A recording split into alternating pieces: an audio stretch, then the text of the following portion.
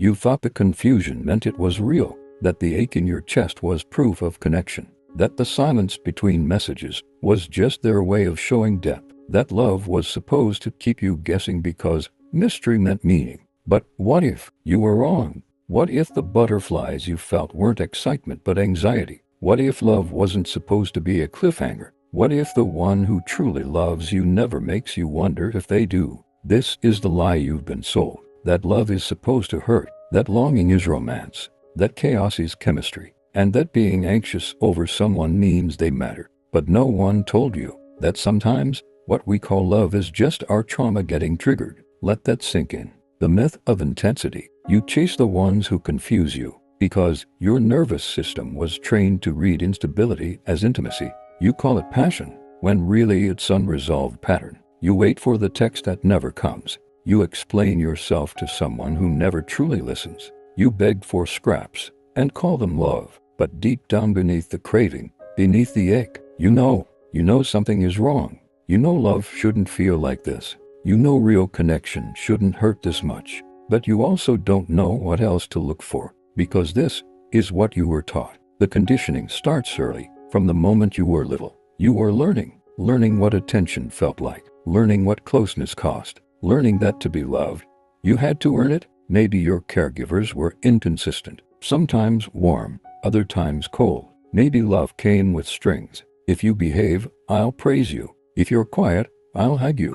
If you do everything right, I'll be proud of you. So you became a performer, a peacekeeper, a perfectionist, and without realizing it, your nervous system encoded a blueprint. Love is conditional, connection is earned, and calm is dangerous. So now, as an adult, you chase people who make you feel unsure, not because you're broken, but because your body thinks that's what love is. Why confusion feels like love. Here's the psychology behind it. When someone is inconsistent, loving one moment, distant the next, your brain becomes addicted to the intermittent reward. You don't know when the affection will come again. So you try harder, you cling tighter, you analyze every word, every emoji, every pause, and when they finally respond, your brain releases dopamine, not because it's healthy, but because it's relief. That high, that rush, it's not love, it's a chemical reaction to anxiety relief. You've mistaken chaos for chemistry. You think, if I can just be enough,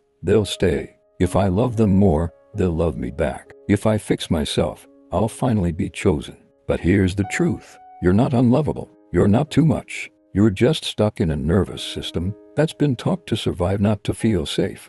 And until you heal that, you'll keep confusing adrenaline for love. The nervous system knows real love isn't loud. It doesn't spike your heart rate. It doesn't keep you up at night wondering what you did wrong. It doesn't play games. It doesn't punish you with silence. Real love is peace. Real love is safety. Real love feels like breathing finally, fully. But if you've never felt that kind of love before, it will feel foreign at first, maybe even boring, because when your body is used to chaos, calm feels unfamiliar, and unfamiliar can feel unsafe. A Jungian glimpse, the shadow of love. Carl Jung believed that what we reject, we unconsciously seek. If you reject stillness, you'll chase drama. If you fear abandonment, you'll attach to anyone who's emotionally unavailable. You won't know why. You'll just feel magnetized. But it's not your soul drawing you in. It's your shadow, the wounded parts of you that are trying to reenact the past, in hopes of finally changing the ending. But no amount of performance will ever make the wrong person stay. And no amount of sacrifice will ever make unhealthy love healthy. The turning point, somewhere deep in your journey, you pause. You wake up one day and realize, I'm tired of confusion. I'm tired of proving I'm worthy. I'm tired of being anxious over people who don't see me. And that moment, quiet, weary, raw, is the beginning of the shift. You stop craving the high. You start seeking the anchor. You stop chasing the emotionally unavailable. You start becoming emotionally available to yourself. This is not the end of your story. This is the start of your return to real love. Real love doesn't excite your wounds. It calms your nervous system. What grounded love actually feels like. At first, grounded love doesn't feel like love at all. It's quiet. It's still. It doesn't chase you or vanish just to make you miss it. It doesn't flood your body with adrenaline or leave you breathless. And that's precisely why it confuses you. Because if your heart has been trained to race at the sound of a message, then someone who shows up consistently can feel suspicious, almost unreal. You find yourself asking, why don't I feel that spark? Why doesn't this feel intense? Why am I not obsessing over them? The answer isn't that love is missing. It's that your trauma is silent. Calm doesn't mean nothing. You've mistaken chaos for love for so long that when someone offers calm, you question it. But grounded love isn't boring. It's safe. It doesn't pull away to gain power. It doesn't punish with silence. It doesn't make you question your worth every time they change moods. Real love shows up on time, replies when they say they will, stays consistent, not perfect, but present. And at first, this constancy might feel dull, but in reality, it's the foundation you never knew you needed, because the soul doesn't crave noise, it craves rest. Your body doesn't trust safety yet. Let's go deeper. When you've been raised in emotional unpredictability, your nervous system becomes addicted to intensity, and anything outside that, especially peace, feels like disconnection. You may even self-sabotage the calm, start fights, pull away, overanalyze their kindness. Why? Because somewhere inside, you're waiting for the mask to fall, waiting for the other shoe to drop, waiting to be disappointed again. You've been hurt by inconsistency for so long. You believe stability must be a trick, but it's not a trick, it's healing. What safe love actually feels like. Let's break it down. 1. You feel calm in their presence, not hypervigilant, not on guard. You breathe more slowly. You speak more freely. 2. You don't rehearse every message. You're not strategizing. You're not shrinking. You're just yourself. 3. You feel emotionally seen, not just heard, but understood. They don't dismiss your sensitivity, they honor it. 4. You feel safe during conflict. You don't fear abandonment every time there's tension. They don't withdraw love to win power. 5. You feel like you're enough without effort. You don't have to earn your place in their life. That is what love is supposed to feel like. Not a test, not a chase, not a performance, but a soft landing. The psychological shift. This stage of healing is disorienting because what you once craved, you now question, and what you once rejected, you now long for. You realize that calm isn't empty, it's sacred, but your inner child, the one who was ignored or only loved conditionally, still feels like she must earn everything. So you hesitate, you doubt, you try to find what's wrong with the calm person, because somewhere inside, you still believe love must be painful to be real. But here's the healing truth. Love isn't supposed to rescue your chaos. It's supposed to help you remember who you are without it. Carl Jung and inner wholeness. Jung said, the privilege of a lifetime is to become who you truly are. And grounded love, it doesn't require you to become anyone else. You don't have to perform to keep them. You don't have to hide your wounds or fears. Instead, you are invited to bring all of yourself to the table, even the fragile parts. Because grounded love doesn't save you, it meets you. And in that meeting, you become your own sanctuary. When you finally receive it, the moment you stop chasing chaos and start allowing calm, your body will start to heal. The panic softens, the shame quiets, the need to over-explain dissolves, and slowly, gently, a new story forms. That you are lovable in your stillness, that you are safe in your truth, that you are worthy without the chase. It's not magic, it's not loud, but it's real, and it will feel like finally coming home to yourself. Real love isn't found in the noise, it's found in the pause that doesn't scare you anymore.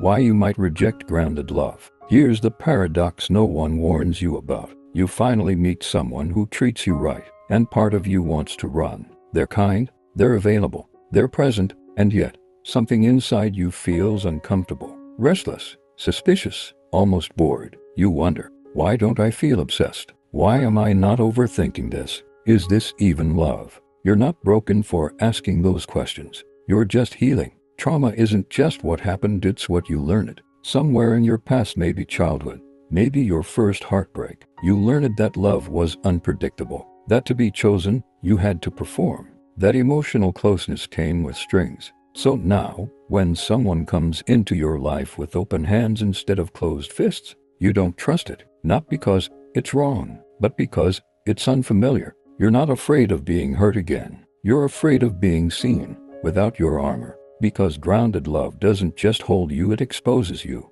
It shows you the parts of yourself you've hidden behind performance. The softness you've silenced. The truth you've buried to feel safe. The shadow reacts. Carl Jung called it the shadow self, the part of us that holds everything we've disowned. In the presence of real love, the shadow wakes up because suddenly there's no chaos to blame, no drama to distract you, no constant high and crash to ride like a wave, just stillness. And in that stillness, your unhealed wounds speak the loudest. They whisper, "You're not lovable as you are. This won't last." They'll leave once they know the real you. And so, you push it away. You pick fights. You question their intentions. You say you're not ready. You sabotage it before it can soothe you. Why? Because when love doesn't hurt, it doesn't match the pain you're used to. Nervous system repatterning. You have to understand, your resistance to calm is not your fault. It's your body trying to protect you from what it doesn't recognize. If you grew up in a house where love was inconsistent,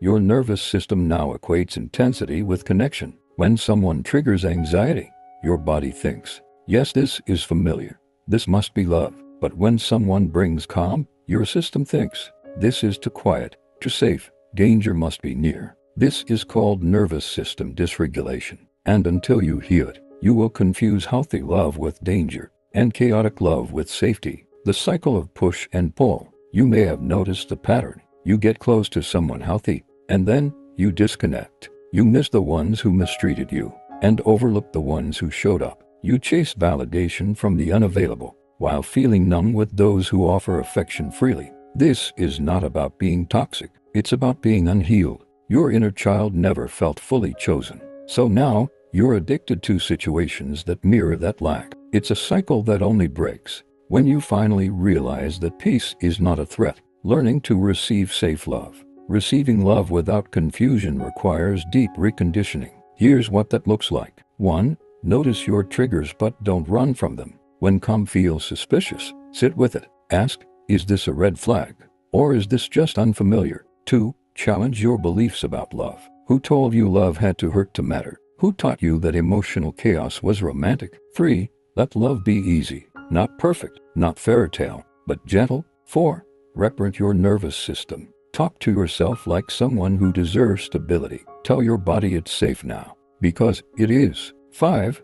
Resist the urge to sabotage. When someone offers consistency, don't search for what's off. Instead, ask, what part of me is afraid of being seen and held? Love doesn't always feel like fireworks. Sometimes, it feels like waking up after a long sleep, like breath you didn't know you were holding. It's not obsession, it's recognition. It's the quiet moment they check in on you, not because they want something, but because they care. It's the way they listen, the way they remember, the way they stay even when you're not performing. That's love, not confusion, not chaos, not the chase, just presence, the healing invitation. Real love doesn't come to complete you. It comes to reflect you back to yourself. It comes when you're ready to stop begging for crumbs and start accepting feasts. It comes when you stop abandoning yourself to be chosen and start choosing yourself first. And in that choice, you finally make space for someone who doesn't confuse you, but grounds you. When love stops feeling like survival,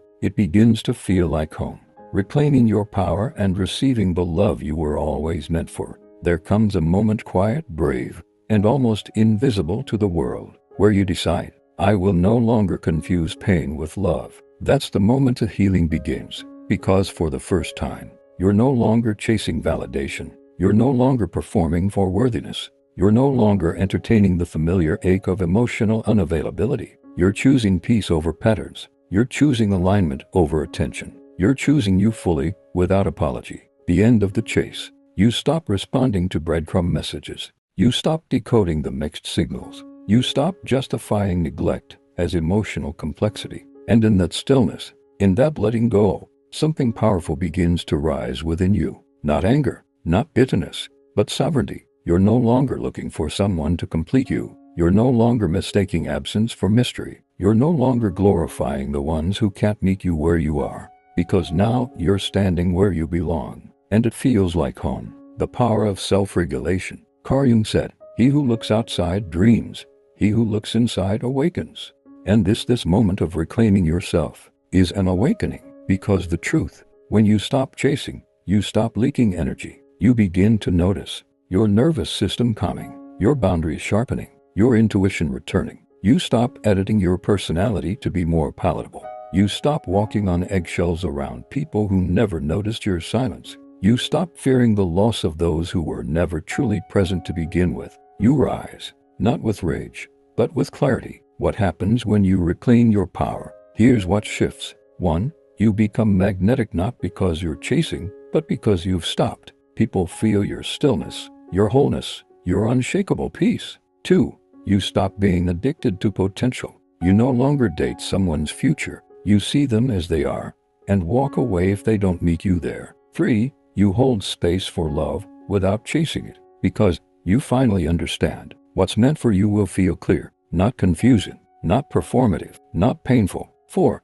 You become unavailable to confusion. You don't explain your worth. You don't negotiate your needs. You don't make room for chaos just to feel less alone. This isn't ego. This is embodiment. The soul steps forward as you regulate your nervous system and return to your core. A new version of you emerges, not louder, but more rooted. They are no longer desperate. They are no longer waiting to be picked. They are no longer auditioning for love that barely notices them. They are whole, not because someone came and healed them, but because they stopped abandoning themselves. You weren't too much. You were just around people who didn't have the capacity to hold you. And now, you no longer shrink to fit. What real love looks like, feels like, lives like. It shows up. It stays. It listens deeply. It meets you in your silence, not just your shine. It doesn't punish you for being human. It doesn't play games to maintain power. It doesn't manipulate your hunger for affection. Real love is quiet but consistent.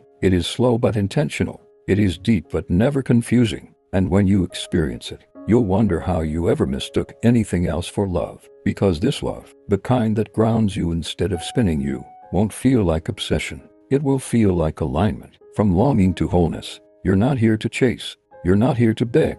You're not here to convince someone to see your light. You're here to embody it, to let it radiate through your boundaries, your breath, your presence. Because the most powerful kind of love doesn't knock you over. It meets you where you already stand and says, I see you, I choose you, and I'm not going anywhere. And this time, you'll believe them. Because now you've chosen you too. Real love doesn't confuse you. It doesn't make you anxious. It holds you until you remember who you are. If this message resonated with something deep inside you, you're not alone. And you're not broken. You're just awakening. Stepping into the version of you that no longer chases love, but receives it. Leave a comment if you've felt this shift in your own life. Subscribe if you're ready to stop chasing and start receiving love that grounds you. Share this with someone who needs to remember what real love truly feels like. Your story isn't over. It's only just beginning.